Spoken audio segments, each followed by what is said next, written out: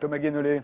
Le contournement de la carte scolaire, c'est un sport national en réalité. Il faut arrêter de se mentir là-dessus. On le sait tous en fait. Tout le pays est au courant. Il y a la fausse domiciliation, il y a le fait d'acheter une cabane à lapin, et il y a le fait de faire le cocktail d'options rares. Je veux latin et cuisiner à l'huile. Ah ça tombe bien, ça n'est enseigné qu'à Henri IV, etc. Pour obtenir des chiffres sur la gravité de ce qui se passe. Et d'ailleurs, ma source, c'est là où vous êtes, madame. Donc merci pour ces chiffres. Merci. La ségrégation scolaire dans le pays, l'exemple des classes de 3e. Vous avez 10% des élèves qui sont dans un établissement où il y a 2 tiers de pauvres.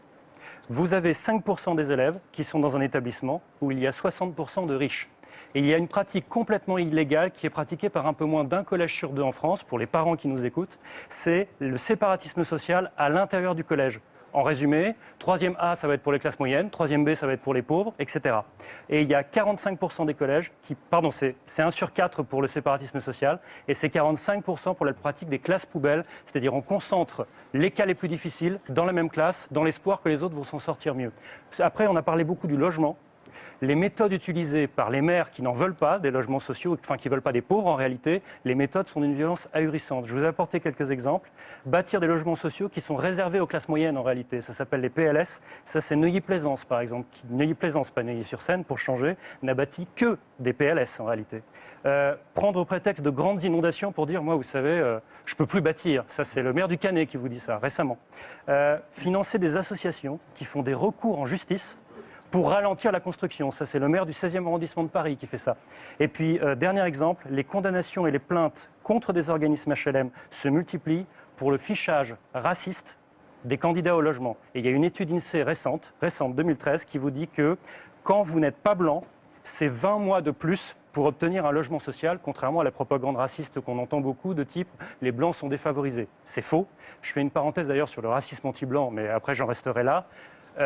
Le racisme anti-blanc à l'embauche, ça n'existe pas. Le racisme anti-blanc dans l'accès au logement, ça n'existe pas. Le racisme anti-blanc pour l'accès à un prêt bancaire, ça n'existe pas. Il peut exister des insultes dans la rue ou dans des transports de dire sale blanc, sale gaulois, mais prendre prétexte de ça pour ne pas regarder en face la gravité de l'apartheid contre les Noirs et les Arabes, c'est du niveau, écoutez, le type s'est fait tabasser, mais à côté, il y a un mec qui s'est fait voler son goûter, donc match nul.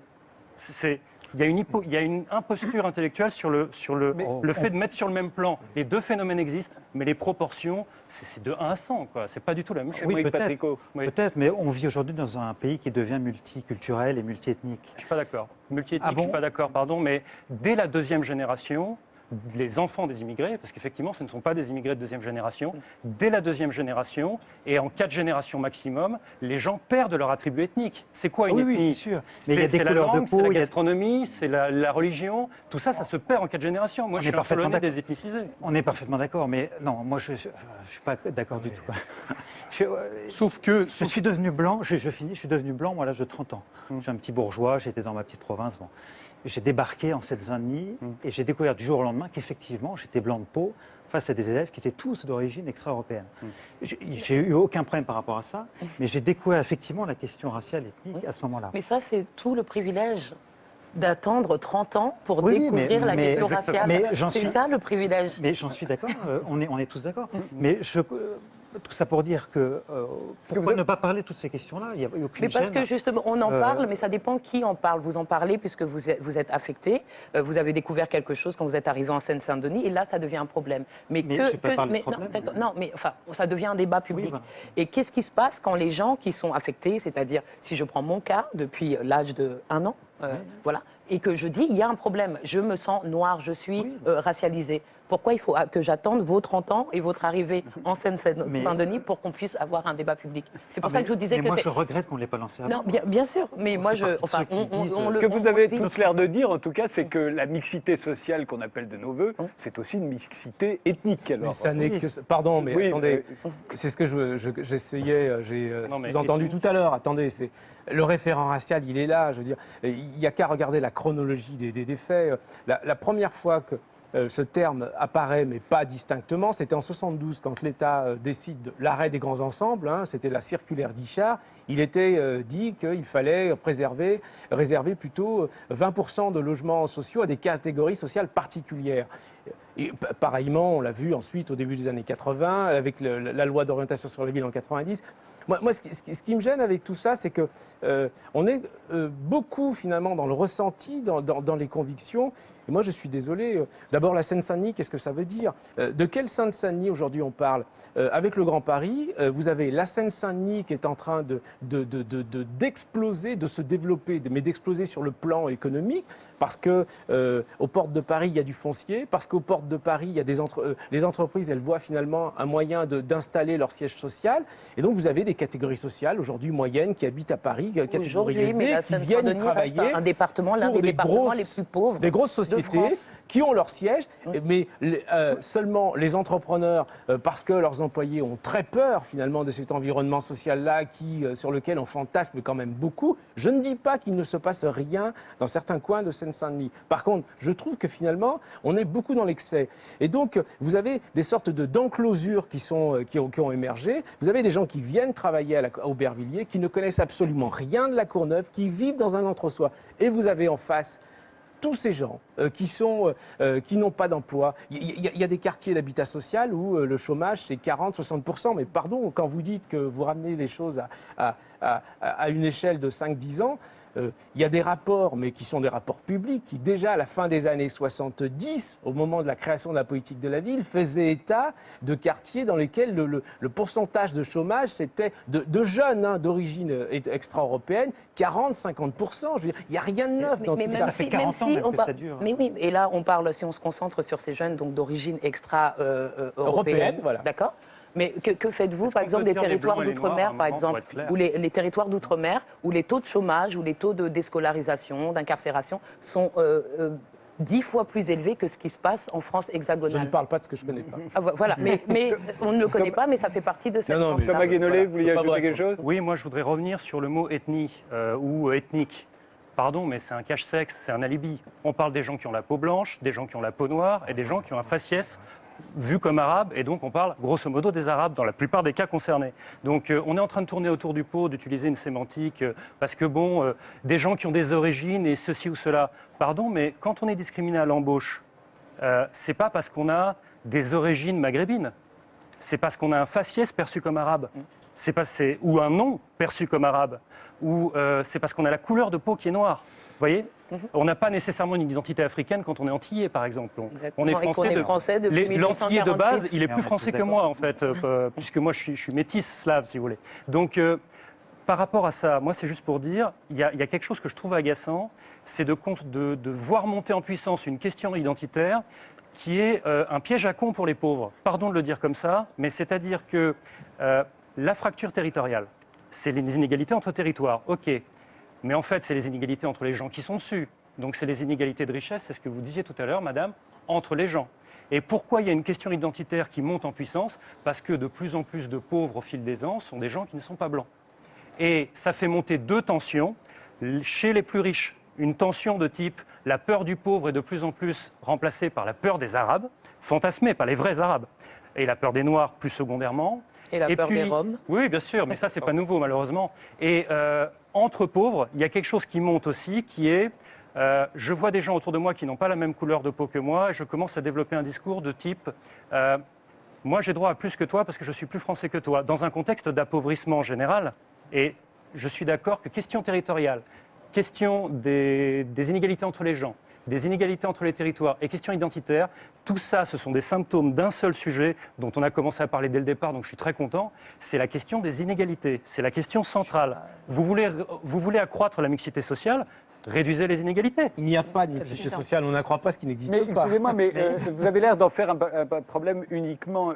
si on regarde l'avenue Foch, par exemple, la mixité, elle existe. Elle est ethnique. Elle n'est pas sociale, mais elle est totalement ethnique. À partir du moment où on est très riche, Oui, quelle que soit la couleur de peau, quelle que soit la religion, ça ne pose aucun problème. Dans l'avenue Foch, qui je le rappelle est une des avenues les plus chères de Paris, il n'y a aucun problème de voisinage. Les gens s'entendent très bien. Donc c'est pas parce qu'on ne veut pas vivre avec quelqu'un qui a une culture différente. Il y a toutes les origines, tous les pays qui habitent à Foch. C'est un problème d'argent, comme d'habitude. C'est un problème d'argent. À l'école aussi, c'est pas nécessairement un problème de couleur de peau. Les parents sont anxieux pour des questions beaucoup plus scolaires, c'est-à-dire ce qui les intéresse, ils n'ont pas spécialement peur que leurs enfants soient scolarisés avec des enfants d'une couleur de peau différente. Ils ont peur d'être scolarisés dans une école où ils supposent, ils ont des préjugés concernant la violence, concernant l'absentéisme, concernant les résultats scolaires, et c'est ça qu'ils regardent à la loupe. C'est du racisme. Oui, Non, mais l'absembtéisme, c'est pas lié à la qu'est-ce qui leur fait dire ces préjugés? Qu'est-ce qui leur fait interpréter ces préjugés de la sorte? Et qu'est-ce qui se joue dans leurs imaginaires? Moi, je suis fondamentalement en désaccord avec vous parce que je trouve que le racisme n'est pas un mythe et existe réellement. Les discriminations existent aussi réellement et de manière aussi très profonde. C'est-à-dire que là, vous avez évoqué cette question des préjugés et cette question des imaginaires et des perceptions des personnes qu'on a construites comme autres. C'est réel et ça a des conséquences très réelles, notamment dans la question de l'accès à ce qu'on appelle l'accès aux biens rares. L'accès aux choses de qualité. En fait, il y a une question sociale, mais il y a aussi une question raciale. Les deux, parfois, se recoupent et parfois se distinguent. Juste une petite remarque, moi, en tant que prof, j'ai découvert aussi le côté ethnique, mais pas forcément sur un mode agressif. Non, mais le côté couleur de peau, mais c'était pas couleur de peau, voilà, c'est pas grave. Utilisez le mot que vous voulez. Racial. Voilà. J'ai vu, moi, des élèves qui parlaient constamment de ça. Moi, j'avais des classes où il y avait 2-3 blancs, 2-3 français d'origine maghrébine, d'origine africaine, asiatique, et tous en parlaient avec beaucoup de joie. Ils disaient, toi, t'es le Gaulois, toi, t'es le Black, toi, t'es le Rebeu. Et j'ai été surpris. Je me dis, tiens, les jeunes parlent de tout ça. Ils adorent en parler. Et avec humour. Les seuls que ça crispe, c'est finalement les générations supérieures, les journalistes du Monde ou d'autres, qui disent, oh là là, attention au racisme, il ne faut pas désigner les gens selon leur couleur de peau. Mais moi, ils m'appelaient le Gaulois, ils m'appelaient le Blanc, ça m'amusait, et moi, je parlais de leur couleur de peau. Et c'était joyeux, c'était la diversité bien vécue. Je pense qu'on peut parler des couleurs de peau sans que ça crée forcément un problème. Voilà. Nathalie Mons. Oui, je crois que sur l'école, il y a vraiment à discuter ce point d'une analyse qui serait ethnoculturelle. C'est vrai qu'on s'est longtemps attaché aux inégalités sociales. Il y a un tabou total. Nous, on essaye de développer même des indicateurs pour pouvoir mesurer ça et pour l'instant nous dire c'est illégal, on ne peut pas en parler. Donc il faut vraiment qu'on avance parce que oui, c'est en train de se structurer, notamment par exemple dans certains lycées. Il y a certains lycées où par filière, toutes les filières vont être repérées en termes de sexe et en termes même d'origine nationale. C'est très homogène. Et la solution aussi, parce qu'elle est quand même développée, là on parle que de problèmes, mais il existe quand même aussi des débuts de solutions. Oui. Par exemple, il y a des chefs d'établissement qui font en sorte de n'avoir en seconde aucune filière dans les lycées professionnels, de façon à mixer tous ces élèves et de façon à ce qu'ils ne rentrent pas après dans les classes suivantes par des entrées qui vont être ethnoculturelles ou de genre aussi. Mais justement, la question qui se pose, c'est à ce moment-là, est-ce que la mixité, quand elle est atteinte, cette mixité sociale, est-ce qu'elle est bénéfique? Est-ce que tout le monde en profite? Vous avez l'air d'en être persuadé, Nathalie Mons. On n'est pas persuadé, c'est-à-dire qu'au Conseil national d'évaluation du système scolaire, on a eu vraiment à cœur justement de synthétiser l'ensemble des recherches qui avaient porté sur la mixité sociale et scolaire et l'école. Et on s'est rendu compte d'un certain nombre de résultats scientifiques. C'est-à-dire que la mixité sociale et scolaire, sur tout un ensemble d'attitudes des jeunes, elle est extrêmement positive. C'est-à-dire que la ségrégation à l'inverse, la ségrégation sociale et scolaire, ça entraîne davantage d'intolérance, ça entraîne davantage d'incivilité dans les établissements et ensuite les jeunes dans les quartiers. Ça entraîne aussi davantage d'abstention. Moins d'engagement politique, moins de croyance dans les institutions, davantage de problèmes aussi même de santé, de consommation de stupéfiants. Donc là-dessus, clairement, aujourd'hui, quand on regarde les résultats d'une ségrégation dans l'école, ça a un effet tout à fait néfaste sur tout un ensemble d'attitudes. Par contre, quand on regarde sur les apprentissages, et c'est là qu'on rejoint le débat actuel sur pourquoi est-ce que les gens ont peur, parce qu'il y a tout un ensemble aussi, finalement, d'idées préconçues. Il se trouve que la mixité sociale, c'est bon en termes d'apprentissage pour les enfants les plus en difficulté. Parce que quand vous mettez dans une même classe des élèves qui sont de niveaux différents, sans être trop différents, vous avez raison, sans être trop différents, ça c'est très important, ceux qui sont en arrière sont tirés par ceux qui sont devant. La mixité, c'est à peu près neutre encore pour les élèves qui sont moyen plus. Par contre, attention, la mixité sociale, c'est négatif pour une toute petite élite. Notre petite élite à nous qui va dans les meilleurs terminales, dans les meilleurs établissements, les haricots, dans les classes préparatoires, etc. Cette toute petite frange, elle a intérêt à rester entre elles. Cependant, et c'est ça qui est important, parce qu'il faut aussi qu'on parle en termes de société, les gains de cette petite élite, voilà, sont largement détruits parce que perd en fait l'ensemble des élèves en difficulté à être dans des établissements mixtes. Si on parle Est-ce que vous êtes d'accord, Éric Morin? Vous avez dans disons, votre livre, vous avez des doutes j'ai des doutes parce que j'ai essayé de regarder la question précisément. C'est vrai que c'est assez banal, mais on le vérifie.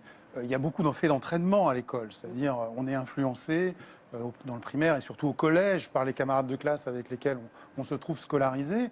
Et les peurs sont souvent irrationnelles, celles des parents, mais pas toujours. Il n'y a pas que de l'irrationnel. Et quand vous vous retrouvez vos enfants scolarisés dans une classe où il y a beaucoup d'absentéisme, beaucoup d'indiscipline, les risques que votre enfant devienne lui-même absentéiste et indiscipliné et finisse par adopter des attitudes qui le conduiront éventuellement au décrochage scolaire sont plus grands. Donc il y a aussi des effets d'entraînement qui sont bien documentés et qui rendent rationnel le comportement des parents quand ils s'inquiètent sur l'endroit où ils vont scolariser leurs enfants. Mais vous dites aussi que l'inverse est vrai également, c'est-à-dire que dans une classe où il y avait de l'indiscipline, s'il y a de bons élèves, ils peuvent entraîner aussi. Et de nouveau, comme pour la ségrégation, la ségrégation résidentielle, la question de la façon dont on veut mettre en place la mixité scolaire, en l'occurrence, est cruciale. C'est-à-dire, moi, je pense que réussir à faire des classes homogènes, plus harmonieuses, ça peut se faire par des politiques menées sur place, avec plus de moyens. Déplacer des élèves dans d'autres lycées, c'est plus problématique. Il y a des gains, effectivement, des gains de rentrer dans des univers scolaires plus intégrateurs, plus porteurs, mais il y a des coûts également, des coûts de déracinement qu'on voit. Là, j'ai des étudiants qui ont travaillé sur ces questions et qui montrent clairement que quand vous cherchez à déplacer justement des élèves de certains collèges vers des lycées plus huppés, plus cotés, etc., notamment autour de la notion de mérite, qui est très problématique elle aussi, eh bien vous obtenez des résultats souvent très décevants, plus décevants que les résultats que vous pouvez obtenir en aidant sur place les équipes pédagogiques à réussir l'intégration des élèves plus problématiques. De même, je voudrais vous montrer un extrait qui va vous sembler provocateur, mais c'est un film très célèbre de Spike Lee, Do the Right Thing, le début des années 80. Et on voit quoi? On voit justement quand un bobo veut s'installer dans un quartier populaire à New York. Regardez.